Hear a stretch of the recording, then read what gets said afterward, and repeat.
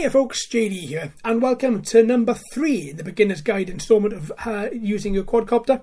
So let's just recap slightly. Part 2, if you haven't seen it, you'll find it in the description under the beginner's guide playlist. So in part 2 we looked a little bit at the drone code, but it was mostly how to fly, where to fly, looking for obstructions and using an app called NATS to detect a good place for you to fly. So in this particular area, in this particular video, I'm going to be talking a lot more about flying safely. So as we touched on in part 2, there is something in the UK called the drone code. I know it's around many other parts of the world as well. I'm not sure how that differs, but have a little look for the drone code in your particular area. It'll give you the do's and don'ts of how to fly and what you should have in your mind. Now, just be wary, in November 2019, there are going to be some extra laws that come into play about quadcopters and drone flying. So just have that in the back of your mind and be sure that you're up on the current guidelines and laws in your particular area. So being able to fly safe is paramount. Being able to fly without any restrictions as well, or without as many restrictions as possible, is also paramount. So there is something to keep in the back of your mind as you do fly, and that is the drone code and the regulations. So just have that there. If you don't know what the drone code is, we touched on it very shortly in part 2. Let's look at it at a bit more in depth. So the drone code spells out exactly what you should and shouldn't do when flying. So the first page, just always keep your quadcopter, your drone, in sight. Stay below 400 foot, 120 meters to comply with the drone code. Every time you fly your drone, you must follow the manufacturer's instructions. Now, this is very important. Read the manual. I know a lot of people, whenever, and I'm guilty of it with a washing machine or a Hoover or any other non-flying appliance, I will rip open the box, plug it in, and away to go. And I pay very little attention to the manual. With quadcopters, remote control cars, any sort of remote control aspect, it's very important that you do adhere to what the manufacturer says. Now, in the manual, it's going to spell out things like charging, the correct ways to charge, the correct way sometimes to discharge your battery, as well as how to fly, as well as what every part of the transmitter does so you can ensure you have safe flight, features and functions of that quadcopter, troubleshooting pages. There's so much information in there.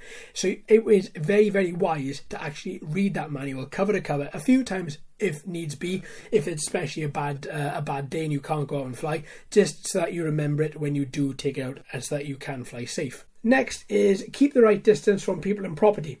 So people and properties, 150 foot or 50 meters, crowds and built up areas, 500 feet or 150 meters, and don't overfly. So don't go into a city and start flying over buildings, because that's going to be in breach of the drone code and probably a couple of other laws there as well.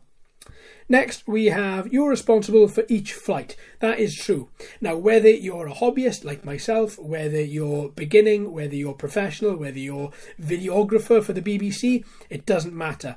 Every single flight that you perform, you're in charge of, and it's down to you. So if you crash into somebody, that's on you. If the quadcopter falls from the sky, again, that's on you.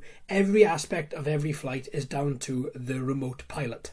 Next, we have stay well away from aircraft, airports, airfields when flying any drone. It's illegal to fly them inside the airport's flight restriction zone without permission. So with this, you've got 5 kilometers around the place where you can't fly. I think in the last video I said 5 miles, 5 kilometers, just to correct that there. Now, what that means is if you're inside that, you're breaking the law. If you're just slightly touching on it, you're breaking the law. Be well away. There is no excuse to fly near an airport.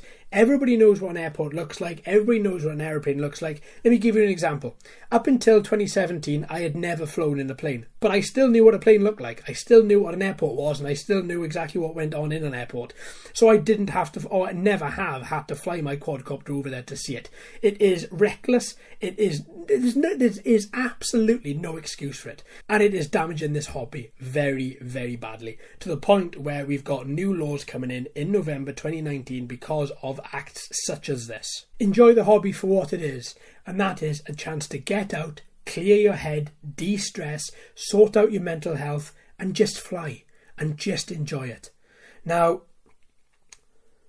those particular guidelines are there for a reason, and that is to ensure that you are safe and that everybody else is safe from you as well. So I hope that's helped a little bit and just put a little bit of colour on those grey areas. If you have any questions and you want to ask me, hit me up in the comment section underneath, or you can send me an email. You find my email on the channel and we can talk about it at length a little bit more if you want to. I'm more than happy to, but bear with me, it may take me a couple of days to get back in touch with you. Alright then, my friends, I hope this has helped you slightly. Thanks ever so much for watching and listening. I will see you on the next instalment of this, which is coming next week. Take care, my friends, and happy flying.